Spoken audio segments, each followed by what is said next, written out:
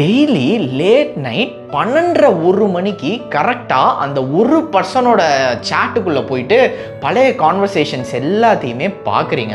இதில் உங்களுக்கு என்னதான் அந்த பர்சன் கூட மாத கணக்காக எந்தவித கான்டாக்டும் இல்லைனாலுமே திருப்பி போய் அந்த கான்வர்சேஷன்ஸ் எல்லாத்தையும் பார்க்குறீங்க.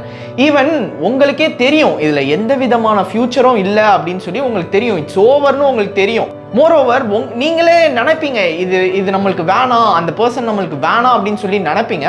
But something still pulls you back towards that old conversation. அதை போய் திருப்பி ரீவிசிட் பண்ணுவீங்க. இதுக்கு சைக்காலஜியில் த ஜைகார்னிக் எஃபெக்ட்னு பேர். That is the closure. என்ன நடக்குது அப்படின்னு பார்த்தீங்கன்னா, உங்கள் பிரெயின் எப்போவுமே கம்ப்ளீட்டான விஷயத்தை விட அன்கம்ப்ளீட்டடாக இருக்க விஷயத்துக்கு தான் ரொம்பவே அட்டென்ஷனை கொடுக்கும்.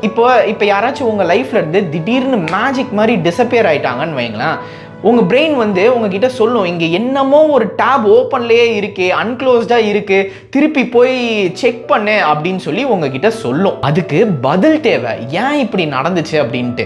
So the only access you have is to get back to their previous chats. வேற எதுவுமே உங்ககிட்ட ஆக்சஸ் இருக்காது, பண்ணவும் முடியாது.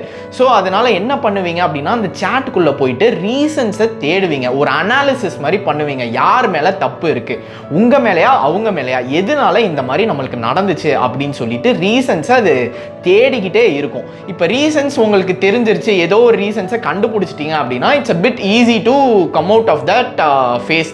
அப்படி ரீசன்ஸ் எதுவும் கிளியராக இல்லை அப்படின்னு சொன்னால் திருப்பி போயிட்டு உங்களுக்கு ஆன்சர்ஸ் கிடைக்கிற வரைக்கும் அவங்களோட பழைய சேட்டை பார்த்துக்கிட்டே தான் இருப்பீங்க. Because the tab is still open.